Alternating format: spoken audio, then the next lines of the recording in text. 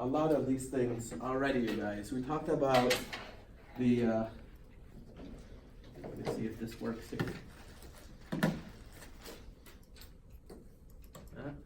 There we go. Delayed response. We talked about what happens to glucose in the absence of oxygen and what happens to glucose in the presence of oxygen. So in the absence of oxygen is going to be glycolysis followed by fermentation. In the presence of oxygen, a wide array of things happen here.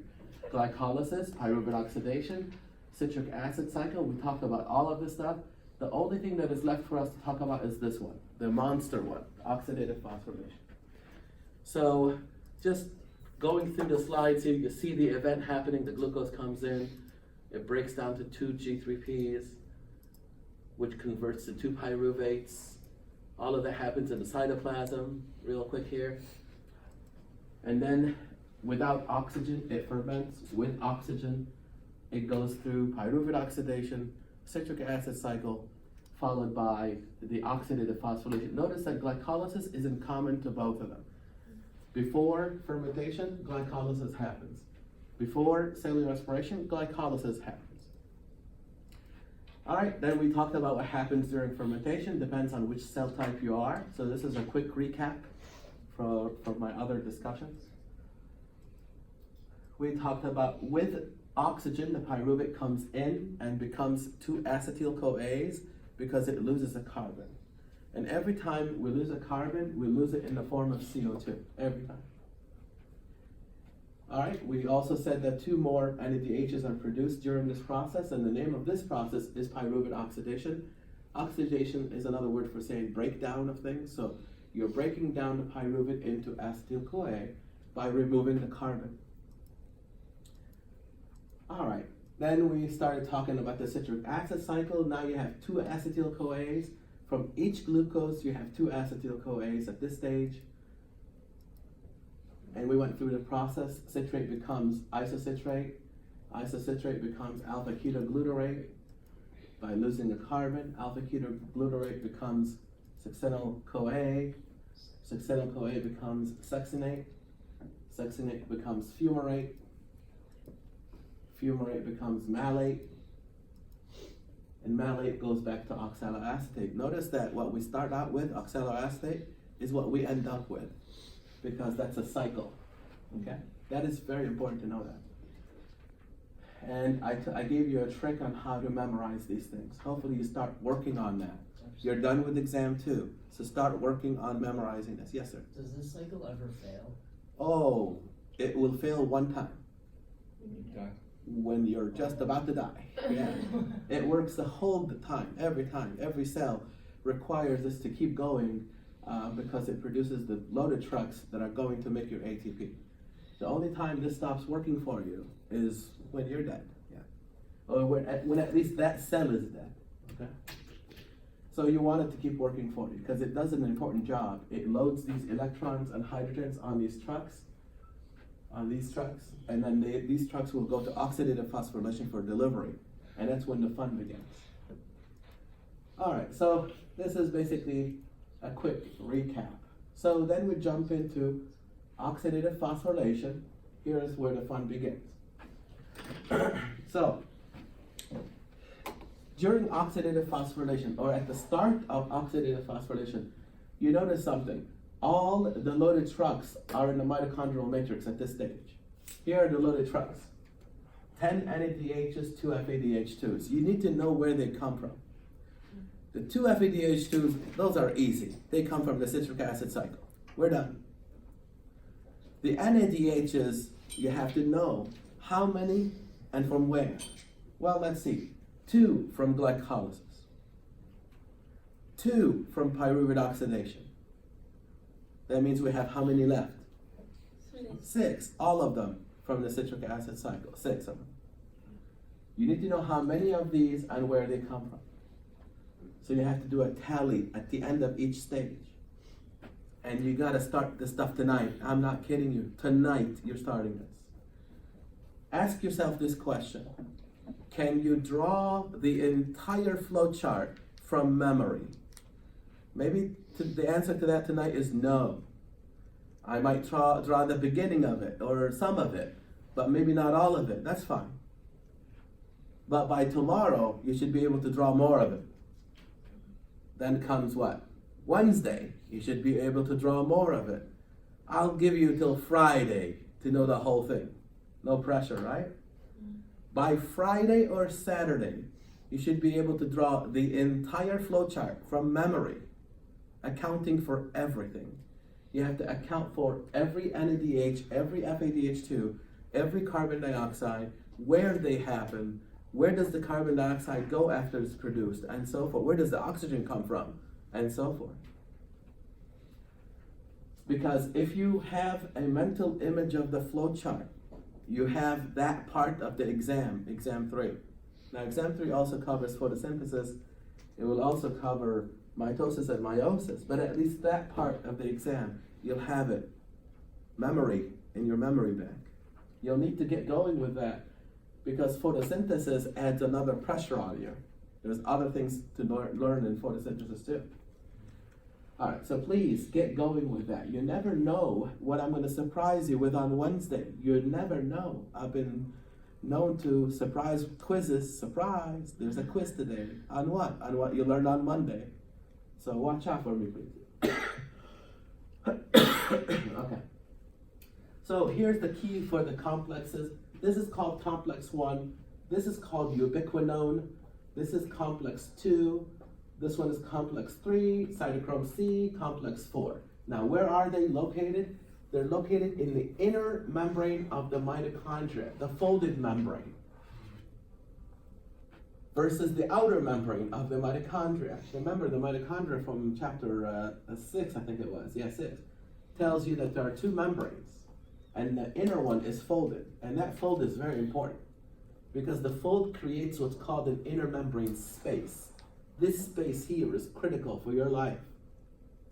So these are the players. Now there's another player, and it's called ATP synthase. This guy. ATP synthase is the other player. Now, collectively, these guys are called the electron transport chain. Complexes 1 through 4, along with ubiquinone and cytochrome C, they're collectively called the electron transport chain. The last one is called chemiosmosis. It's actually ATP synthase. It's an enzyme that carries out a reaction called chemiosmosis. And that's the one that's going to make your ATP for you. That's chemiosmosis is the reaction that finally generates the ATP. So because so far you only made 4 ATPs in 2 locations. So far. In the glycolysis, you made 2 ATPs. In the citric acid cycle, you made 2 ATPs. And they were both by substrate level phosphorylation, the easy way. Yes, sir? I'm sorry, which chapter is this? Chapter 10 or chapter 9? This is chapter 9. Yeah. This one is the tougher way of making ATP. And this guy is the one that's going to be making the actual ATP for you. And the name of the reaction is chemiosmosis. So let's watch it happen here. We're going to deal with the U-Haul trucks first. You have 10 of them. All 10 of them will go to complex 1, deliver electrons and hydrogen. And when they do, they become empty trucks again. You see that? It's like the U-Haul truck reached your new home address and you unloaded your furniture. That truck is going to leave that driveway empty. So this one is delivering electrons and hydrogen to complex 1, leaving oxidized, NAD+. And then it goes back and reloads. Where does it go back and reload? It doesn't matter. Glycolysis, pyruvate oxidation, citric acid cycle. Because that's where NAD+ becomes NADH. In glycolysis, pyruvate oxidation, and the citric acid cycle. So that's where they load, and here's where they unload. At complex 1, the electron transport chain. All right, notice something. As soon as these delivery trucks deliver their electrons, they activate the complex to secrete hydrogen ions in this space. So they're gonna secrete hydrogen in this space. So we're building something here. We're producing something here. And I'm gonna ask you what that is, but once we produce it.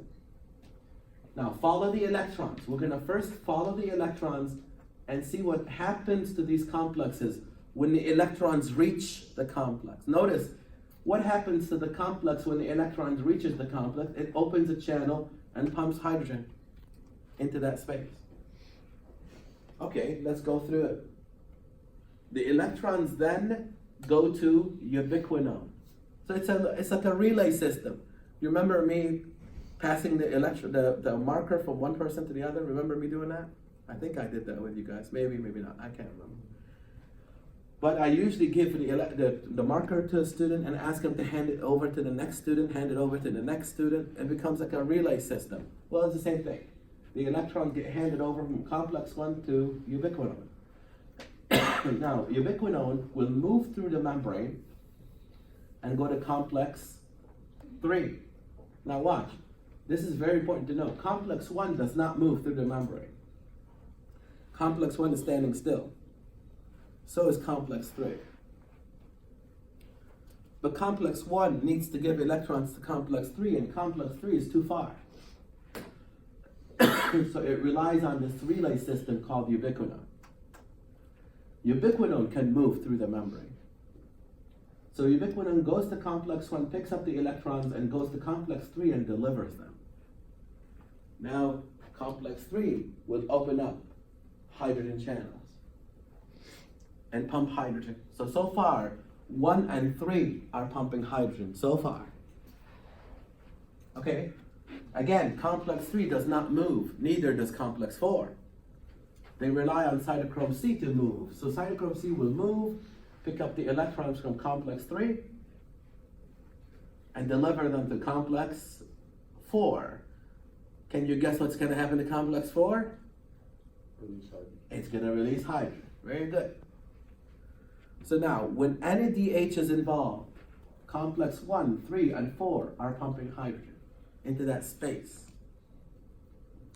What are they trying to create? Current.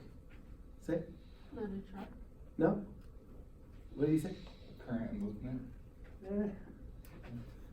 I told you I'm going to ask you this one back in chapter 7. Electrochemical No. gradient? A gradient? Who's that gradient? Yeah, what Elec- kind of gradient? Electrochemical? Yes, sir. An electrochemical gradient. They're trying to charge the battery. That's what they're trying to do. It's a charged ion. They're establishing an electrochemical gradient to drive this guy. This guy is asleep on the job. This guy needs to be, wake up. And there's nothing to wake him up better than what? Than taking this hydrogen and firing it right through it. Oh, that'll wake him up. You'll see it, it's coming. So when these guys pump hydrogen in that space, they're trying to create an electrochemical gradient. A change in concentration, a gradient across the membrane, but this is a charged element, so it's an electrochemical gradient. But we'll wait for that. We have to follow the electrons first. We're following the electrons first. The electrons went from 1 to ubiquinone, ubiquinone to 3, 3 to cytochrome C, cytochrome C to complex 4, watch this. It goes to the oxygen that you're breathing right now. And oxygen becomes water. This is different than this. This is the final product of the electrons. The electrons have to finally end up somewhere, and they end up in the oxygen that you're breathing. And that's why you're breathing. If I prevent you from breathing, this whole system backs up, and this cell will die. So why do you breathe? Because oxygen is the final electron acceptor. A guaranteed question on the exam. Oh, absolutely, on all of your exams and quizzes. Oxygen is the final electron acceptor of aerobic cellular respiration. I mean, it's built into the word. Aerobic means what? Oxygen. Oxygen. So look at this here. Look at it.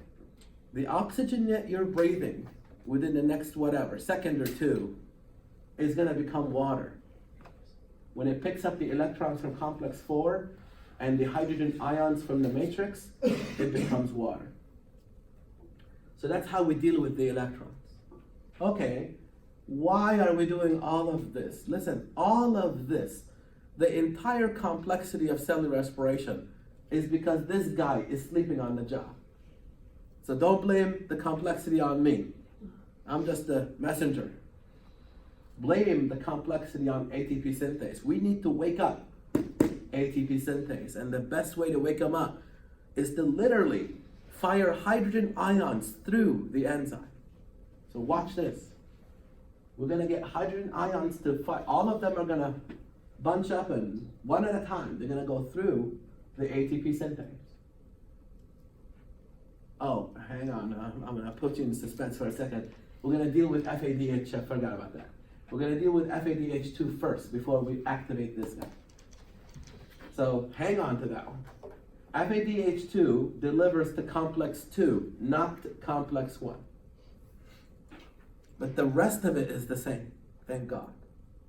So the only difference you need to know here is NADH goes to complex 1. FADH2 goes to complex 2. Here's the other thing that you need to know. Complex 2 does not pump hydrogen. So watch this. The electron is going to go to complex 2. It's going to go to ubiquinone. No hydrogen being released here. The hydrogen is coming out of complex 3. That's the only other difference. So let's do it again. NADH goes to complex 1, and complex 1, 3, and 4 pump hydrogen. FADH2 goes to complex 2. Complex 2 does not produce hydrogen. It's complex 3 that pumps hydrogen, and then the rest of it is the same. Thank God. Yeah.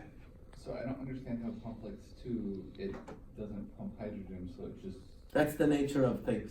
Complex 2 is like a fancy relay system, that's all. It's just a relay system, but it's not a pump. Something it jumps over. Yeah, it just gives the electrons to ubiquinone, that's it. But it itself is not a pump, a hydrogen pump. It's just the nature of things. So now, when we put this on the board, we say NADH pumps hydrogen from complex 1, 3, and 4. FADH2 only pumps hydrogen from 3 and 4. So if you look at this, I'll ask you this question. Who creates a stronger battery? Who creates a stronger electrochemical gradient? NADH. I'll give you the analogy to this. You take your phone and you charge it for 12 hours. That would be this one, versus charging it for 2 hours. That would be this one. Who charges the battery more? This one, NADH, than this one. That's why one NADH will give you 3 ATPs at the end. Now your book is going to tell you 2.5 ATP. I'll tell you why. One FADH2 will give you 2 ATPs at the end. Your book is going to tell you 1.5 ATPs. That's fine. Your book factors in what I call bank fees. You know, when you put $100 in your bank, and if your bank charges you $2 to keep that money in the bank, then you don't have 100, you actually have 98. You agree with me? Well, it's the same thing. There are some bank fees with respect to energy being used. So your book factors in the bank fees. It's telling you that you actually have $98 in the bank, not 100. I will usually teach you based on the maximums. The actuals, I tell you, you don't need to know the detail with that one. It's variable because different cells have different bank fees. So, just like Wells Fargo will charge you one thing, but Bank of America will charge you something else. Your liver cell will charge you certain amounts of energy as fees, whereas your brain cell may charge you something else. So what are you going to do? Sit there and memorize all of that? No. I always teach you based on the maximums. And I tell you the actuals are different. Yes, sir. Is the fee, like, fee the amount of energy needed to store? No, the fees include, for example, the amount of energy needed to bring that pyruvate into the mitochondria. Remember, the pyruvate needs to come in? There's a little bit of energy loss as a result of that. The fees include, your book tells you that, the fees include the NADHs coming in from the cytoplasm. You remember, 2 NADHs made in glycolysis. They have to go to the meeting, which is in the mitochondrial matrix. Well, they have to go through that membrane, the mitochondrial membrane. So there's a little bit of energy expenditure there. And not all the hydrogens that are put in here are going to be solely used for this. You may end up using the electrochemical gradient that's produced here for other things. So it's not like a one-to-one relationship. We know that some of the hydrogens put in here may be driving something else. Not necessarily all of them going through here. So when I write 3 ATPs and 2 ATPs, I'm going to assume that all of the hydrogens are going through the ATP synthase. There is no bank fees to bring in the NADH from the cytoplasm. There are no bank fees bringing in the pyruvates, you see? But that's not realistic. But I'm not going to worry about all the different ways and permutations of that. So these becomes your conversion factors. Watch out for this. You're going to need to remember these two from my class. But again, when you read it in your book, and when you're doing mastering biology, then they're going to expect you to use these two. Watch out for that. Yes, sir? I was just going to ask, so when going back to complex 4, does complex 4 send the electrons outside? No. Complex 4 sends the electrons to oxygen that's in the matrix. All of this is happening in the mitochondria. This is the mitochondrial matrix. Yeah. Good question. Okay, let's now see both events happening together.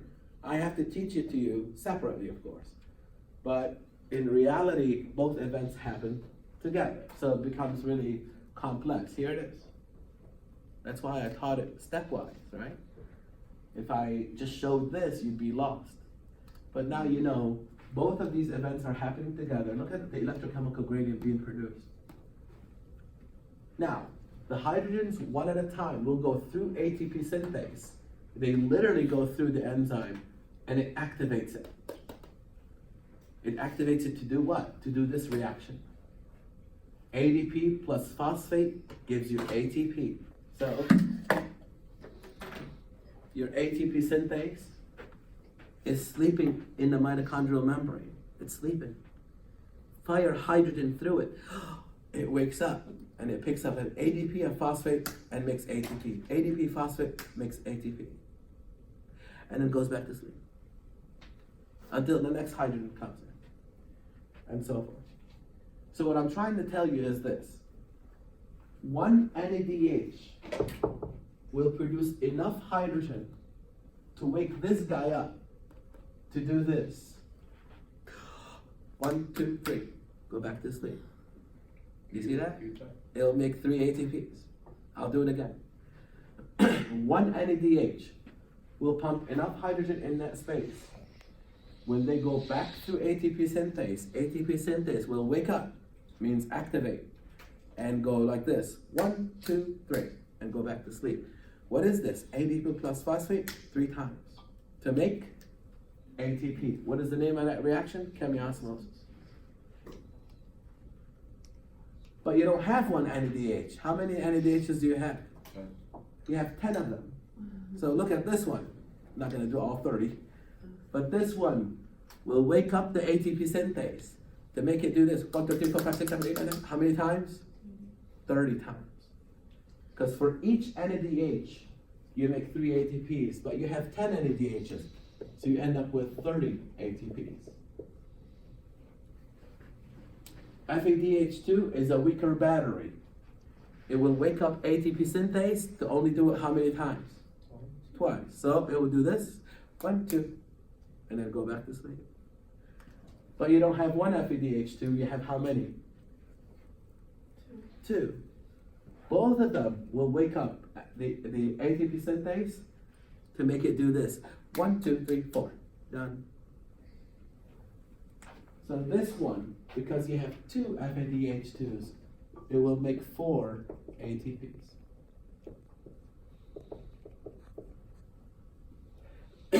So again, 1 NADH makes 3 ATPs, but you have 10 NADHs, so you're gonna make 30 ATPs. 1 FADH2 makes 2 ATPs, but you have 2 FADH2, so you end up with 4. So, look at that. With oxidative phosphorylation, you're gonna make a maximum of 34 ATPs. But you had 4 more. The 4 other ones were by substrate level phosphorylation, the easy way. You had 4 of those. The total is how many? 38. All right, terminology wise, electron transport chain is this part right here. This part here, ATP synthase, commonly known as chemiosmosis. It's named after the reaction it carries out. Together, it's oxidative phosphorylation. So now we know what oxidative phosphorylation is. It's the combination of these two together.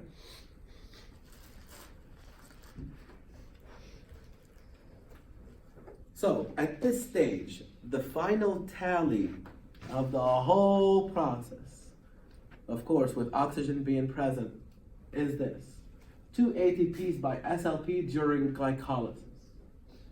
2 ATPs by using the citric acid cycle. That's these 4 right here. 10 NADHs, they go to oxidative phosphorylation, and they make 30 ATPs total. Why? Because 1 NADH is equal to 3 ATPs. But why? Because you're using complex 1, 3, and 4.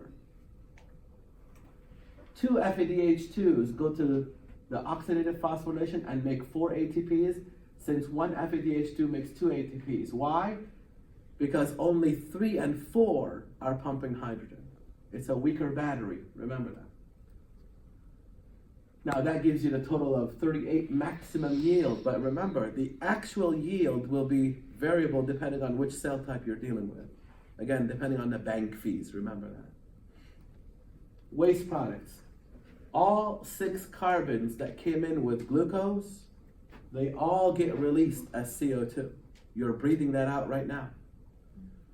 2 carbon dioxides from pyruvate oxidation. When pyruvate became acetyl-CoA, it lost a carbon. Well, here it is. But you have 2 pyruvates, so you lose 2 carbons. Here they are. The 2 carbons of acetyl-CoA during the citric acid cycle get also released as carbon dioxide. But you have 2 acetyl-CoAs. So now you have 4. So all 6 carbons from glucose will be lost. Now, can anyone tell me, since this one is small, since carbon dioxide is small and non-charged, how will it leave the cell? Through the cell, anywhere in the cell membrane. In the cell membrane, through what process? Simple diffusion. Very good. It will simply diffuse through your membrane. Well, the reason behind it is because it's small and non-charged. Now, how will oxygen enter the cell? Remember, oxygen, the oxygen that you're breathing, eventually enters, it goes all the way to the mitochondrial matrix, is the final electron acceptor. It is also small and non-charged. So how will it enter the cell? Same, simple diffusion. So oxygen and carbon dioxide will be going in opposite directions. If I draw the cell membrane right here, oxygen will be entering your cell.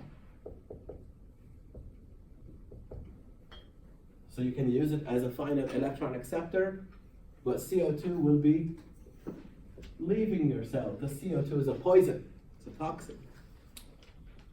Also by simple diffusion. Very important point to understand. You gotta bring in some of the content that we learned in previous chapters into here. CO2 is leaving the cell by simple diffusion. Oxygen is entering the cell by simple diffusion. Why? because they're both small and uncharged. Thank you, sir.